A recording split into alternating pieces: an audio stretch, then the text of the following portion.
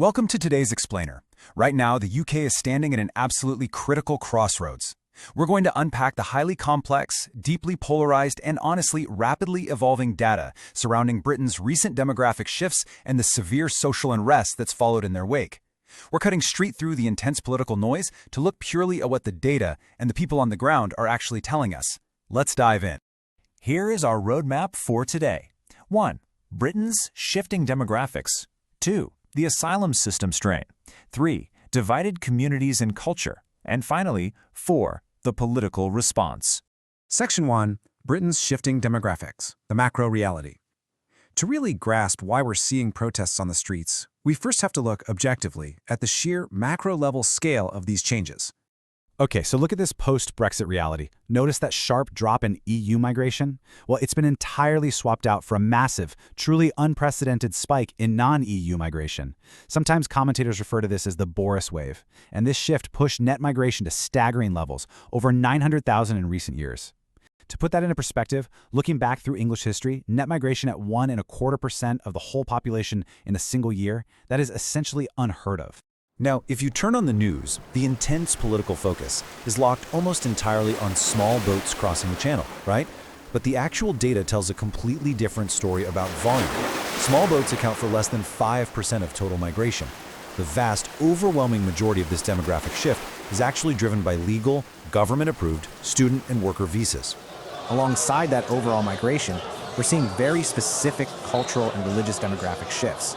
The 2021 census recorded the UK Muslim population at 6%, and estimates suggest it could hit anywhere from 6 to 8% by 2025.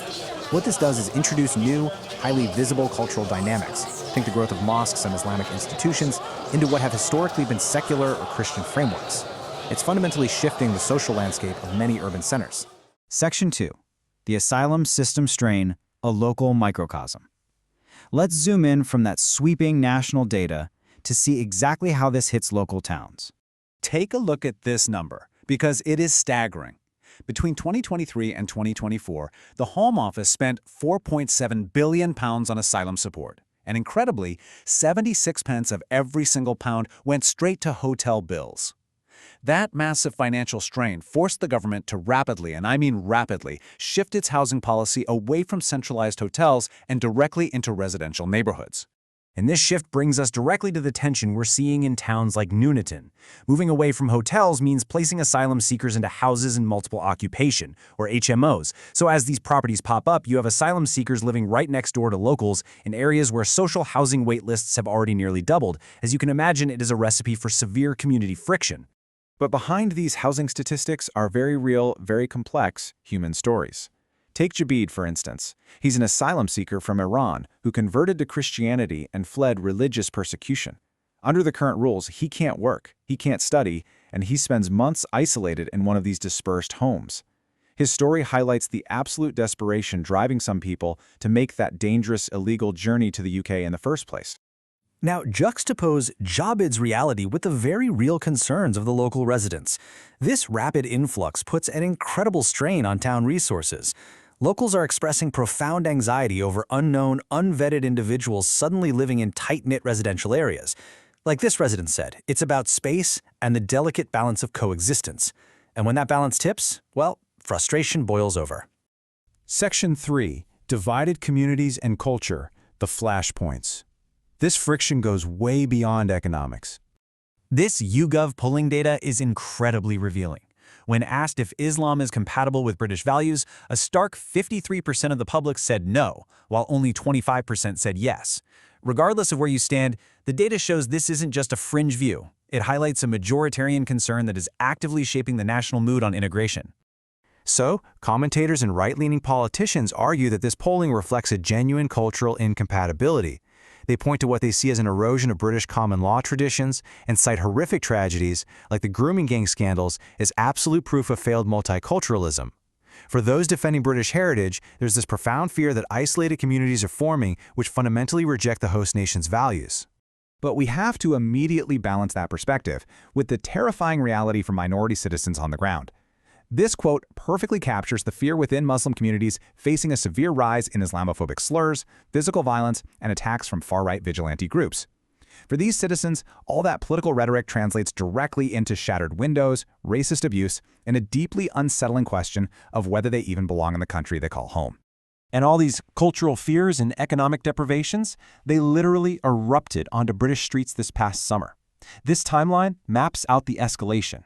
We go from local tensions over housing in June to violent riots and mosque attacks in August, heavily fueled by online misinformation, culminating in September with over 100,000 people marching in London under the Unite the Kingdom banner.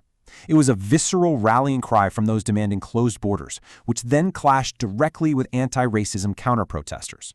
Section 4, the political response. What happens next? Let's look at how political leaders are scrambling to address this. Unsurprisingly, the political landscape is shifting dramatically.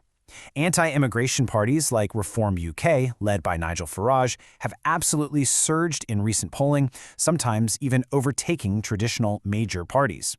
By making strict border control, cultural preservation, and even the highly controversial concept of remigration central to their platform, they've successfully tapped right into the deep public anger we've been looking at. In response, the current government is actively exploring the Denmark model to end what some call the golden ticket of UK asylum.